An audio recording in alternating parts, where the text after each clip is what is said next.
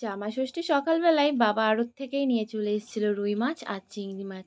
তো আমি আর মা দেখো এখানে কাটতে বসে গেছি, আর মাকে বলেছিলাম রুই মাছটা আমি কাটবো। তো আমি কোনোদিনও এত বড় রুই মাছ কাটিনি, ভাবিনি আমি কাটতে পারবো। তো বটিটায় খুব একটা ধার ছিল না বলে মাছের মুড়োটা আমি ঠিক করে কাটতে পারছিলাম না। আর এই দেখো এখানে তো আমি মুড়োটা কেটে নিয়েছি, তারপর আমার মাছটা আস্তে আস্তে কাটা হয়ে গেছিলো। তো এরপর একটু বেলার দিকে বাবা নিয়ে চলে এসেছিলো খাসির মাংস আর মুরগির মাংস, তো সেগুলোকে আমি এই যে ধুচ্ছি আর দেখতেই পাচ্ছ।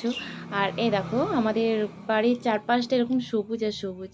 এটা হচ্ছে আমাদের কলপাড়ের সাইডটায় কচু গাছ, ওল গাছ, গাঁদাল পাতা, আর পুরো উঠোনটা জুড়ে ঘাস। আর মুরগি, ছাগল এগুলোর তো কোনো কিছুর অভাব নেই, কিন্তু সব মিলে আমার খুব ভালো লাগে আমাদের এই পরিবেশটা। আর যেহেতু এখানটায় আমি মাছ মাংস সব ধুলাম, তো কলপাড়টা যেন পরিষ্কার করে নিলাম। আর এখন যাচ্ছি আমার বরের জন্য ডিম টোস্ট করতে। ওকে বলা হয়েছিল কি খাবে, লুচি খাবে নাকি, তো ডিম টোস্টটা বেশি পছন্দ করে, ওই জন্য ডিম টোস্ট করলাম। এরপর চলে আসলাম একটু বেলার দিকে।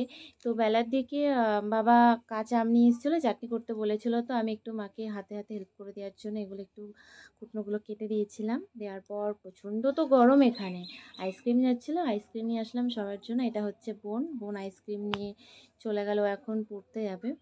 আর এই হচ্ছে আমার মায়ের চিকেন, কি বলবো, ঝাল ঝাল চিকেন, ড্রাই চিকেন। তো এটা আমাদের সবার প্রিয়, আমি বরকে এটা নিয়ে গিয়ে দিলাম। আর এইভাবেই মানে ষষ্ঠীর দিন এইভাবেই খাওয়া দাওয়াটা চললো। এগুলো সকালে ছিল ওর জন্য ফল, ও ফল খেতে ভীষণ ভালোবাসে। আর আমাদের বাড়িতে গেলেই ও মানে জামাই ষষ্ঠী বলে না, ও কলা পাতায় খেতে ভীষণ ভালোবাসে। তো ওই জন্য কলা পাতায় ওর জন্য খাবার আমি দিয়ে দিয়েছিলাম, তো ও খাচ্ছিল।